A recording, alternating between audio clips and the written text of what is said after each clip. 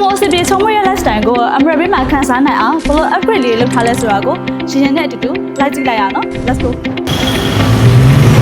လုံခြုံရေးစနစ်ကိုပုံမအားကောင်းအောင်လို့အဝင်ဂိတ်ဝမှာတွေကတေးချစွာစစ်ဆေးပေးနေရတဲ့အပြင်အင်ရှင်အဲ့တဲ့ခွဲခြားနိုင်ရတဲ့အတွက်ကားနဲ့ mask ကန်ဖတ်တဲ့နည်းပညာကိုတစ်ခါရေးထည့်သွင်းပေးထားတဲ့အပြင်ဝင်ဝိုင်းမှာဆိုလို့ရှိရင်လည်းလုံခြုံရေးတွေပါတစ်ခါရေးထားရှိပေးထားပါတယ်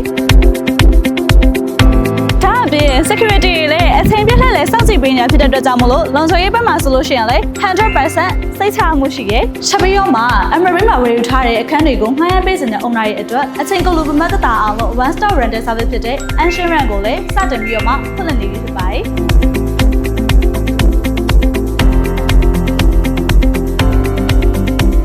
insurance ရဲ့ one stop rental service ကအခန်းငှားရမ်းစကိုဘလောက်တောင်လွယ်ကူတက်တာမြန်ဆန်သွားစေလဲဆိုတာကိုအသေးစိတ်သိချင်နေဆိုလို့ရှိရင်တော့ VIP hotline phone number ကိုဖုန်းဆက်လိုက်နော်နောက်ထပ်ဗီဒီယိုမှာလည်းရင်ကဒီ insurance နဲ့ပတ်သက်ပြီးတော့မှအသေးစိတ်ရှင်းပြသွားပေးမှာဖြစ်ပါတယ်။ကျန်းမာရေးလိုက်စားသူရဲ့အတွက် equipment စုံနေတဲ့ခြင်းကိုစောင့်နေပြီဖြစ်တယ်လို့အကောင်းဆုံးနိုင်ယူစိတ်ခံခြင်းကိုရရှိစေနိုင်မဲ့ဒီကုကလှလှလေးကိုလည်းမကြာမီချိန်တွင်းမှာစတင်ပြီးတော့မှဖွင့်လှစ်ပေးရမှာဖြစ်ပါတယ်။ Amrabi ရဲ့တိုးတက်ပြောင်းလဲမှုကြီးကဒီညမှာရင်ပဲရှက်မသွားအောင်နော်။ Crown Tower ဖြစ်တဲ့ Tower 3အယောင်ဖွင့်ပွဲကိုလည်းလာမယ့်12လပိုင်းမှာစတင်ပြီးတော့မှကျင်းပသွားမှာပဲဖြစ်ပါတယ်။အဲ့ဒီအတွက်မကြခင်မှာခင်မီစန်တလာရဲ့ VR show တွေ